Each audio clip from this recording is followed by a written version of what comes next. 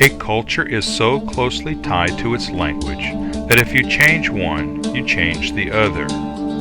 Benjamin Lee Whorf stated, in what has become known as the Whorf hypothesis, that language is not simply a way of voicing ideas, but is the very thing which shapes those ideas.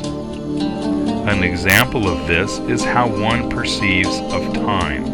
In our modern Western culture, we view time in the sense of the past, present, and future, a fixed and measurable progression of time. Other cultures, such as the Hopi Indians of North America, do not share this same perspective of time. To the Hopis there is what is and what is not yet.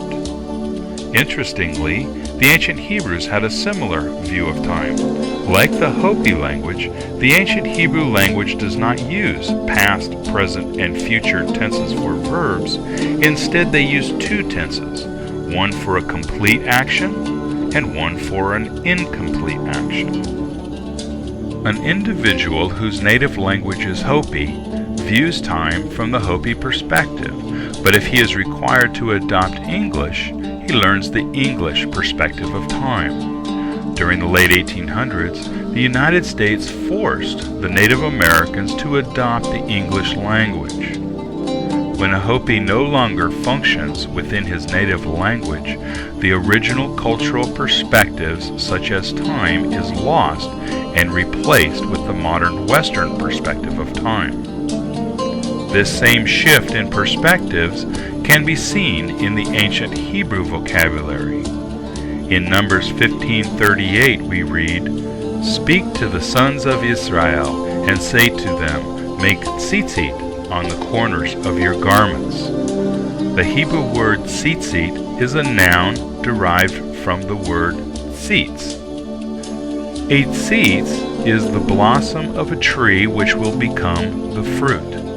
The tsiytsiyt then is a blossom, not in appearance, but in function. The function of the tsiytsiyt is to be a reminder to the wearer to produce fruit. Fruit being the observance of the commands as stated in verse 39. And they will see them and remember all the commandments of Yahweh. Therefore, the word tsiytsiyt carries with it a cultural perspective which connects the blossom of a tree with the performance of a commandment. This Hebrew language continued to function as the Jewish people's native language until their removal from the land after the Bar Kokhba revolt in 135 AD, at which time they were dispersed into many different nations. While the Jewish people continued to use the Hebrew language from then until now, it was relegated to their religious lives alone, and the language of the people around them, quite often this was Greek, was adopted as the language for everyday use. At this point, Greek becomes the influential language in their life, and their perspectives of words and ideas are now determined by this dominant language.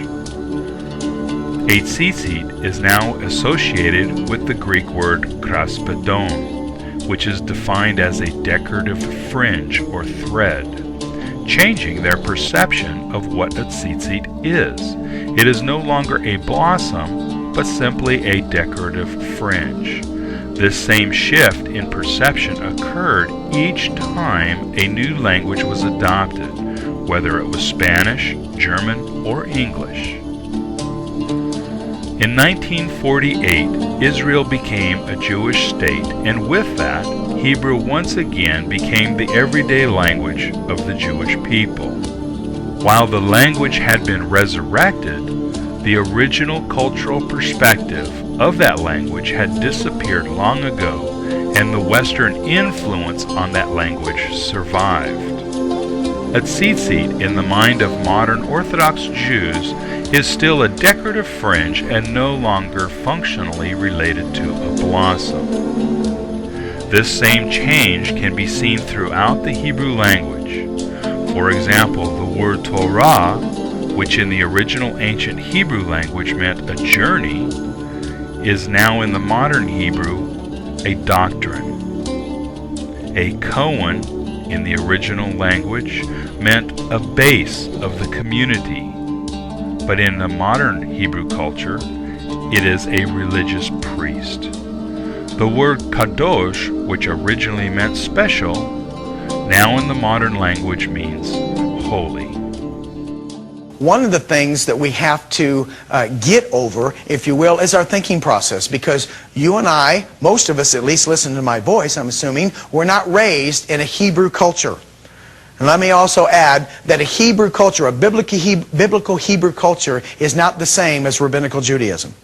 It's not the same as the modern Judaism today. I'm going to submit to you that Orthodox Judaism or modern Judaism in Israel today is as Hellenized as many other Western religions are. You know, Greek/Roman culture is the last cultures that conquered the Hebrew people. And God had already warned His people that when you are taken into captivity by these cultures and these nations, do not learn their ways. Do not learn to think like they do and act like they do and look at the world like they do. Because the nations of the world primarily view the Scriptures in many ways the opposite of those who wrote the Scriptures.